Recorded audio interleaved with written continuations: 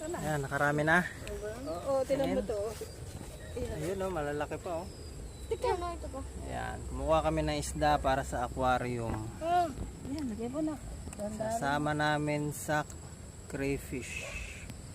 So nandito kami sa ilog ng Kalamba, karugtong to ng San Juan River. Ayun ang expressway. Dito may taniman ng saging at gulay sa taas.